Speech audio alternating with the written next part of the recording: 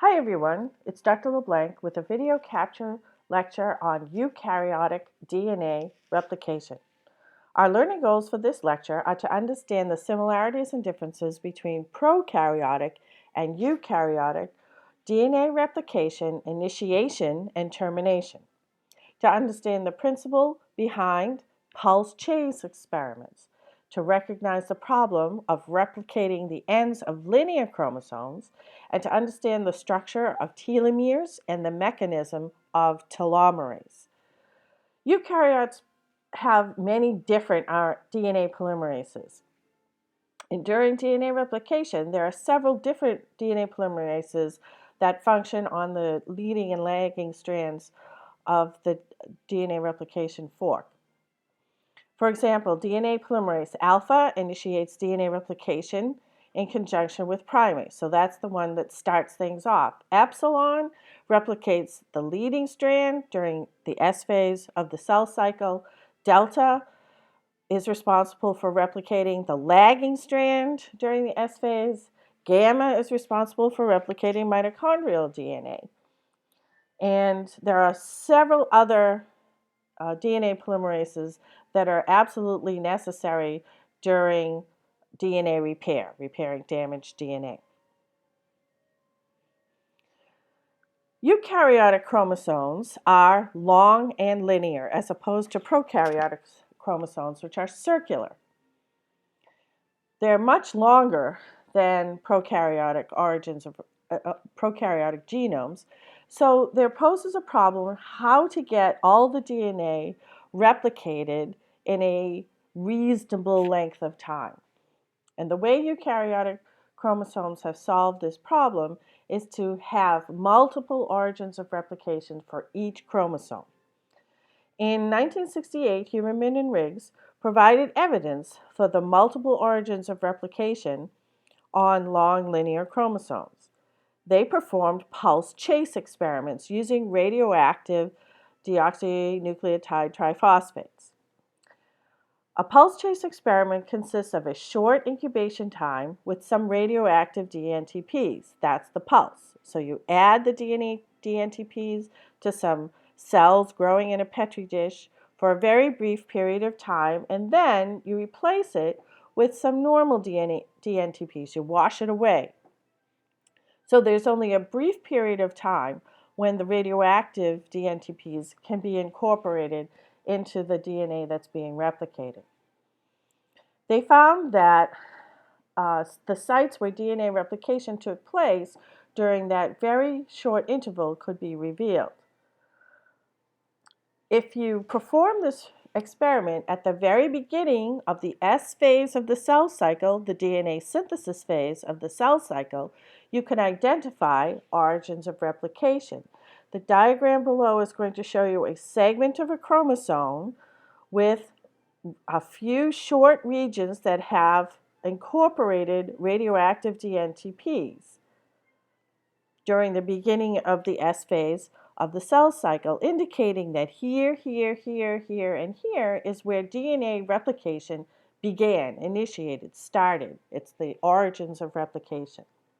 This diagram also shows that this principle that eukaryotic chromosomes have multiple origins of replication that all fire simultaneously when the S phase begins. So here's an origin, here, and here. Here's our double-stranded DNA molecule before S phase initiates. At the very beginning of S phase, all of these origins of replication are fired. DNA replication begins simultaneously at each one of these origins of replication. And in the previous diagram, these blue lines here are what incorporated the radioactive nucleotides that we could see in that autoradiogram. As DNA replication progresses during the S phase, these bubbles elongate, and finally they run into each other until at the end of S phase, you now have attached at the centromere two sister chromatids. Each of these chromatids consists of a double-stranded DNA molecule with one newly replicated strand and one parental strand.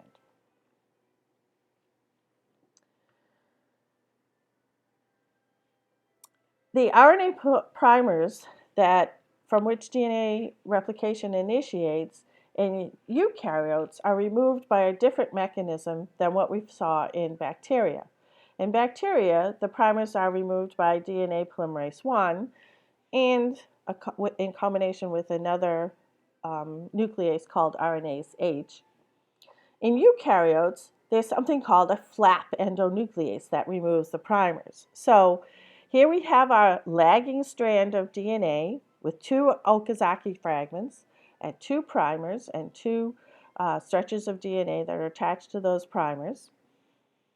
DNA polymerase delta elongates the left Okazaki fragment. This is the previous one. This is the newly synthesized one. And runs into the RNA from the previous Okazaki fragment, creating a little flap, kind of like a snowplow, and it pushes the RNA primer out of the way a little bit. Then the flap endonuclease removes that little flap, and DNA polymerase delta pushes a little bit more up, and flap endonuclease chews that away. Eventually, the entire primer is removed, and DNA ligase comes in and seals it together, and now we have a long, continuous strand of DNA.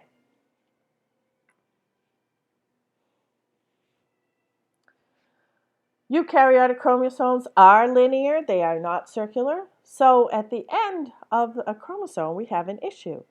We have a 3' end that has had a primer on it, an RNA primer on it that was degraded. There's not enough room for another primer to associate with this end, and you can't initiate DNA replication without a primer. So what to do? The solution that evolution came up with are telomeres. Telomeres are special DNA repeat sequences that occur at the ends of the DNA, and there are proteins that are associated with them.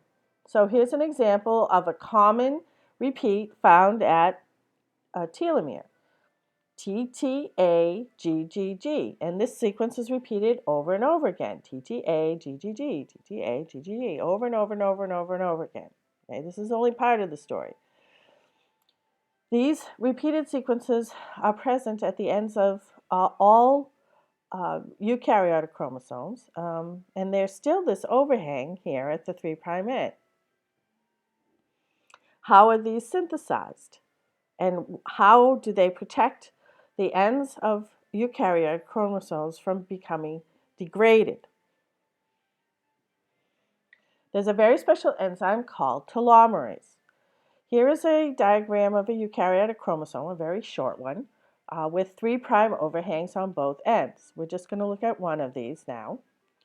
Here's our repeated unit, TTA, GGG, TTA, GGG, over and over again, and the complementary nucleotides on the opposite strand. And here's our 3' overhang. This is the enzyme telomerase. Telomerase is a DNA polymerase that carries its own template with it in the form of what's called a guide RNA. That's what this RNA is. It's a guide RNA. This guide RNA contains sequences that are complementary to the repeat on this top strand of DNA here. Notice that this CCC will hydrogen bond to GGG. Now remember that a GC hydrogen bond is stronger than an AT hydrogen bond. And so if you have 3 of them in a row, the three hydrogen bonds here, 3, 6, 9, those 9 hydrogen bonds holding these together are strong enough to keep the guide RNA attached to this overhang.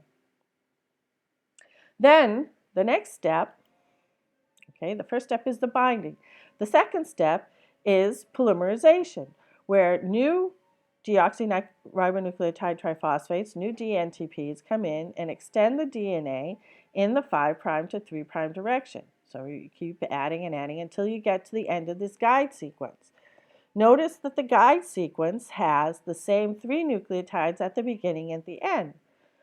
So after these 6 nucleotides are synthesized onto the 3' end of the chromosome, this guide RNA dissociates, ratchets over, and these 3 C's here will hydrogen bond to these 3 G's that were just added on to the end.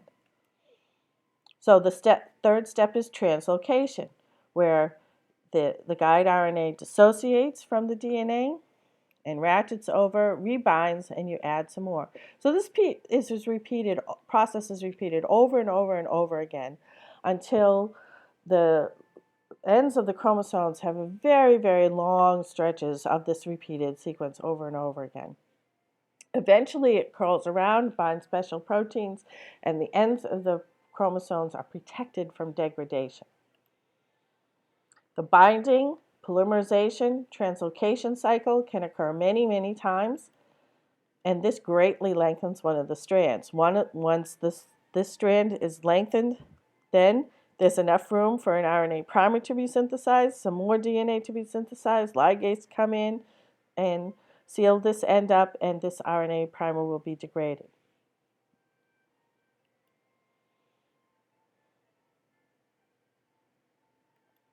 There are a couple of very good videos about this, and you should check these out.